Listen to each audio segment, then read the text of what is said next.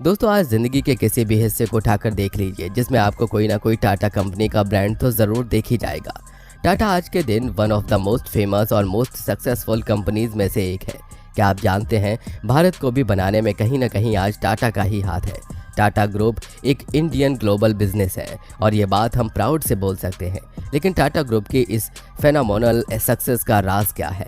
कौन है वो जिसने टाटा कंपनी की स्थापना की और कब भारत में उद्योग जगत की नींव रखी गई? कैसे उनका सफर शुरू हुआ? टाटा के पास नाम, पावर, पैसा और सक्सेस सब कुछ है, लेकिन ऐसा क्या है जो उन्हें दुनिया के बाकी बिलियनियर से अलग बनाता है? हम ये सब जानेंगे, तो आइए स्टार्ट करते हैं इंडिया की सबसे पुरानी बिजनेस की ये दिलचस्प कहानी। रतन टाटा किसी पहचान के मोहताज नहीं है। देश की आज़ादी के पहले से टाटा घराना कारोबार जगत में अपनी धमक जमाए हुए है। रतन टाटा की शख्सियत देखें तो वो सिर्फ एक बिजनेसमैन ही नहीं बल्कि एक सादगी से भरे नेक और दरिया दिल इंसान और लोगों के लिए आदर्श भी हैं।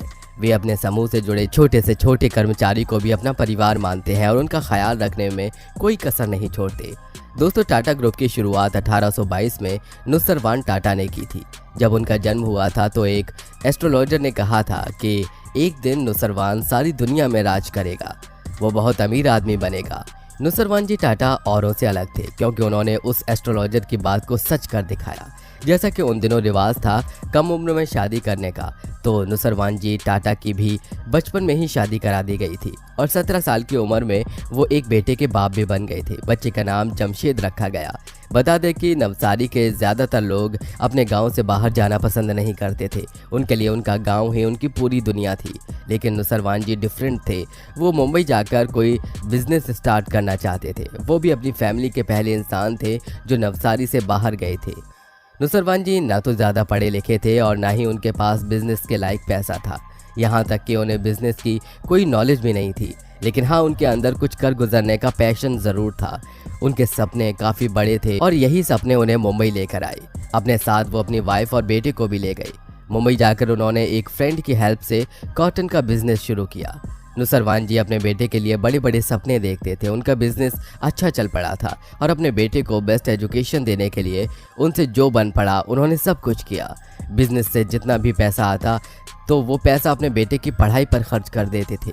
ये कोई कॉम्प्रोमाइज़ नहीं करना चाहते थे, इसीलिए उन्होंने अपने बेटे जमशेद जी को बेस्ट एजुकेशन दी। कुछ साल बाद जब जमशेद जी 18-19 साल के हुए, उनकी एजुकेशन ख़त्म हुई, तो उनके पिता ने डिसाइड किया कि अब उन्हें बिजनेस एक्सपेंशन के लिए हांगकांग भेज देते हैं। आज के ज़माने में ये चीज़ बड़ी नहीं लगेगी कि कोई बिजनेसमैन एक्सपेंशन के लिए अपने बेटे को दूसरे देश में भेज रहा है। लेकिन दोस्तों याद रखिए ये साल 1859 था। एयर ट्रैवल इन्वेंट होने में अभी भी 55 साल बाकी थे। उन दिनों में बड़े ही लंबे जहाज से सफ़र तय करना पड़ता था। तो 1859 में जब जमशेद जी सिर्फ 20 साल के थे और तभी उनके पिता ने उन्हें इस मिशन पर भेजा कि हांगकांग में जाकर एक ऑफिस सेटअप किया जाए। और इंटरेस्टिंगली बात यह है कि जमशेद जी अकेले नहीं थे, उनकी भी शादी हो चुकी थी। उनकी एक बेबी और एक बच्चा था। तो ये बिल्कुल भी आसान डिसीजन नहीं था कि अपने पूरे परिवार को लेकर दूसरी कंट्री में शिफ्ट हो जाना, वहाँ पर बिजनेस करने की कोशिश करना। लेकिन जमशेद जी में भी बहुत उत्साह था और ये भरपूर तरीके से सक्सेसफुल हुए। और 65 साल की ज़िंदगी में जमशेद जी ने 3 अलग अलग महाद्वीपों पर काम किया। इंडिया में ढेर सारी कॉटन मिल्स खोली और उनके मालिक बने। इनके साथ ही साथ इंडिया की पहली स्टील फैक्ट्री की कंस्ट्रक्शन शुरुआत की और इंडिया का पहला 5 स्टार होटल खोला। यह होटल एक्चुअली में इंडिया का पहला होटल था जिसमें इलेक्ट्रिसिटी थी। क्या आप सोच सकते हैं कि वो कौन सा होटल था? तो दोस्तों ये होटल मुंबई में द ताज होटल है, जो आज के समय में इंडिया के मोस्ट प्रेस्टिजियस होटल्स में आता है। दोस्तों आज टाटा का बिजनेस सिर्फ भारत एशिया में नहीं बल्कि दुनिया भर के 100 से भी ज़्यादा अलग अलग देशों में फैला हुआ है और उनके एम्प्लॉयज़ की गिनती 9,35,000 से भी ज़्यादा है। मार्केट कैप के हिसाब से देखें तो टाटा की सबसे बड़ी कंपनी TCS है, यानी टाटा कंसल्टेंसी सर्विसेज, जिसका current market cap 12 lakh crore रुपए है। दरअसल साल 1968 में शुरू हुई ये कंपनी IT और कंसल्टिंग इंडस्ट्री को बिलोंग करती है, जिसका बिजनेस दुनिया भर के करीब 46 देशों में फैला हुआ है और साथ ही इनके एम्प्लॉयज़ की गिनती 6 लाख के करीब है। अब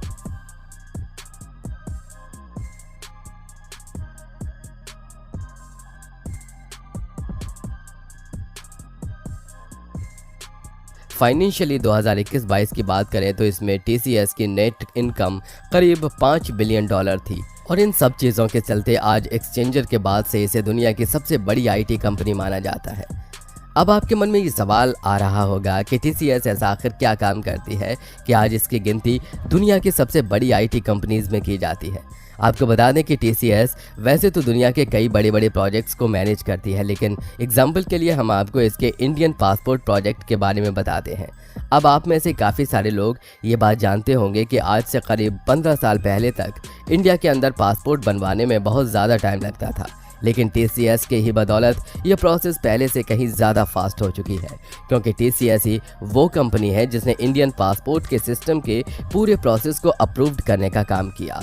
दरअसल TCS हमारे इंडियन पासपोर्ट सिस्टम को वो एडवांस टेक्नोलॉजी प्लेटफॉर्म प्रोवाइड करता है जो कि इस प्रोसेस को तेज़ बनाने के साथ साथ इसकी ट्रांसपेरेंसी को भी बढ़ाते हैं।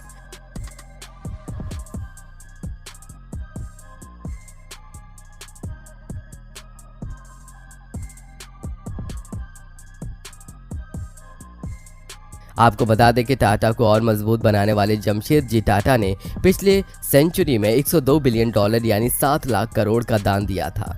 दोस्तों 1868 में शुरू हुई ये कंपनी आज 7,50,000 लोगों के परिवार का पेट पाल रही है, यानी कि भूटान जैसे देश जिसकी पॉपुलेशन 7,39,000 है, मतलब पूरे एक देश की जनता जितनी जिम्मेदारी उनके कंधों पर है।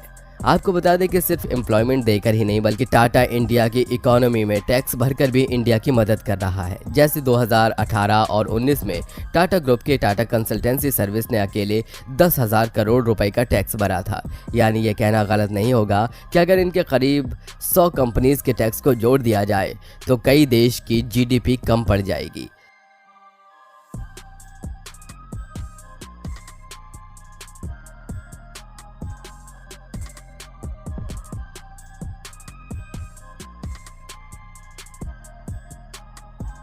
आपको बता दें कि आज से करीब 77 साल पहले साल 1947 में शुरू हुए टाटा मोटर्स आज अपने पैर पूरे दुनिया के 125 से भी ज़्यादा देशों में फैला चुकी है, जहां इस कंपनी के लिए दुनिया के करीब 80,000 एम्प्लॉयज़ काम करते हैं और इस समय इसकी वैल्यूएशन $34 बिलियन के आसपास है।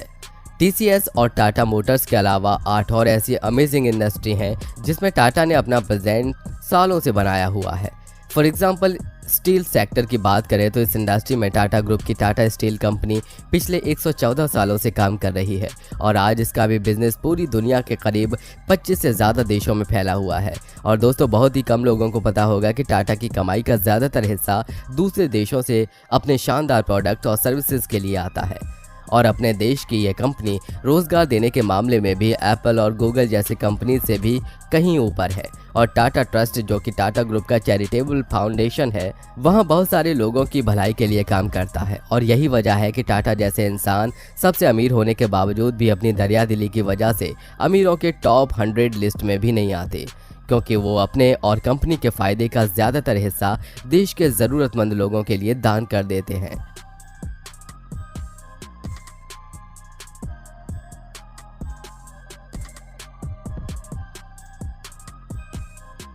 तो दोस्तों कैसी लगी आपको हमारी ये वीडियो, कमेंट बॉक्स में कमेंट करके ज़रूर बताइए। साथ ही अगर वीडियो पसंद आई हो तो लाइक करके हमारे चैनल को सब्सक्राइब करके बेल आइकन प्रेस करना बिल्कुल मत भूलिए।